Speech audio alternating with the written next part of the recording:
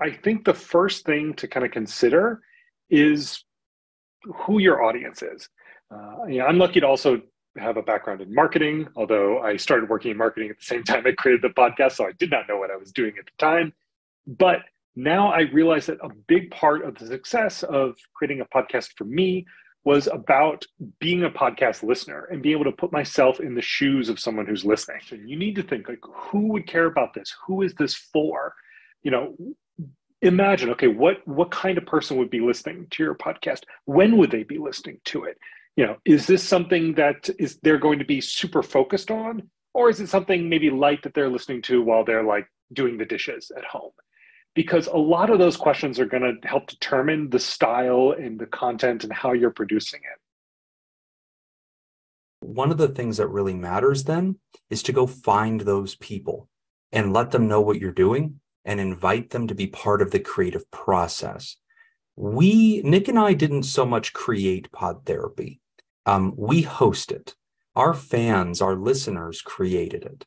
And that's something that's very true because we invited people to teach us what they wanted. And they gave us tons of feedback and we would invite them to send in their questions. And we would go to places like Reddit where people were already having a mental health conversation. That was our audience. We already knew there were people interested in this topic. We went to them, found their corner of the internet, and then said, hey, we want to do something that you might like. We're not advertising to you. We're not coming here and saying, please listen, please listen. We're coming here and saying, can we learn from you? Will you teach us what you need us to do? How can we be helpful? One of the biggest, most important things that happened to our podcast in the first year was collaborating with other podcasts that were not necessarily doing mental health, but were mental health friendly. And because they were advocates, we were able to come to them and say, look, we're starting this little project. We're not here asking for free advertising space with you. There's nothing corporate about it. And when people sense that you're being genuine, you're really just here trying to do good for the world, then they want to help you. And so we found that those larger podcasts were eager to share what we were doing with their listeners. And then their listeners would eagerly show up and say, we want to be part of this. Here's all of our questions. Here's our community. And here's our social spaces. And then they would unlock those doors to us. And that's where our fans, our listeners, really created what Pod Therapy became. And then we just continued to host. The industry started to change a little bit. We didn't have as many video podcasts. Once YouTube really started to take off, that became the hub for putting your video content there, as opposed to using an RSS feed, which is how I really, distinguish. Okay, what is a podcast, as opposed to just episodic content on YouTube? One way I describe it is that, well, it has to have an RSS feed that's tied to it. You have to be able to distribute it that way. And so it's a very technical term, but that's kind of how I define the difference between the two. And so you had people doing video stuff, but the files were too big. Again, this is all technology based, right? We didn't have the ability to really compress files the same way that we can do that kind of stuff now and distribute it via RSS. So what we saw was a lot of people just going towards YouTube that wanted to do video. And then if you were just doing audio, then you would do a podcast. Okay. So we had both in the beginning, then it became, the video went this way, and then podcasting became known mainly for audio. And now we're in a position where video's coming back because you can do that now, because like I said, the tools are available, and you see a lot of podcast host providers now providing video and audio options.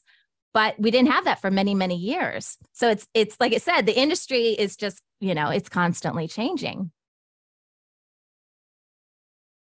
So whatever the topic is, to really try to lay out the story in the most engaging way possible. So in ways that preserves as much surprise as possible, or mystery, or takes turns that you don't expect it to take, or has characters that you feel really attached to.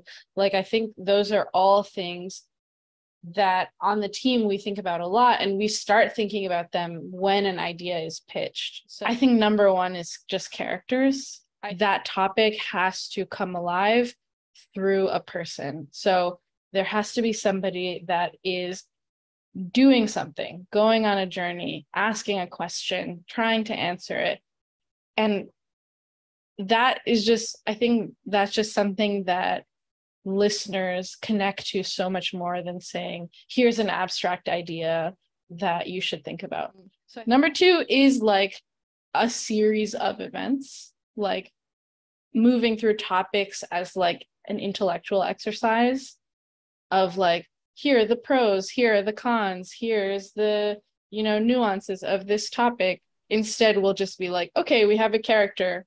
What happens next? I think it's like a need in human beings that just transcends time. Like we've been telling each other stories from like the dawn of our existence, probably. And there's something so elemental that in that of just someone saying A happened and then B happened. And then guess what? Anybody at that point is like, I don't know, tell me, like what happened after that, In that, I think surprise is something we're always thinking about. What is interesting about this? What is new? What is something about this story that you may not have considered before? What's something about this that might make you feel conflicted? I think that's something that we think about a lot, is like, what are the two sides to a given idea? You had to be regularly producing content, because that's a frustrating thing too, that we're trying to resolve. But, people get excited about podcasting and then they're not really sure how the whole thing works. And they start producing their episodes and they do what we call pod fade, which means, I don't need to do it every week. I'll do it every 2 weeks. And then it's every month. And then it's every 6 months. And then you never hear from them again, right? We call it pod fading. And that's not what we want. We want people to stay committed.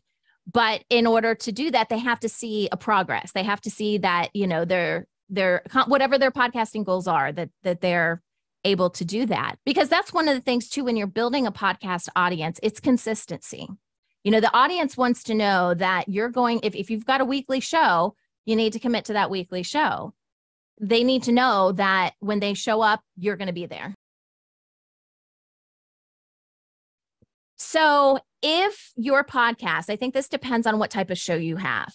If you have a podcast where you are the expert, right? You are giving tips and tricks and whatever, and it really focuses around your brand and who you are, then I do think that having a professional image of yourself is important to have on there. I would also recommend having your name somewhere on there, like hosted by or by whatever, your name is. But if that's not the case, then don't feel like you have to have your image up there. So that could be the color, that could be the text, that could be the font size, but you don't want to put too much stuff up there.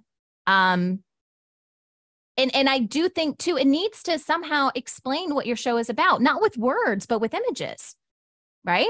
So, I mean, that is your advertising for your podcast. We scroll through this stuff all the time. And if it's not interesting enough, they're never going to click on it. Even if it's free, they won't even click on it. WNYC is making a lot of revenue through selling ads on the show. So that's one source of money. And then the other major source of revenue is just, it's a nonprofit, like listener funded kind of show. So a lot of times, if you've listened to Radiolab, you'll probably hear us asking for money.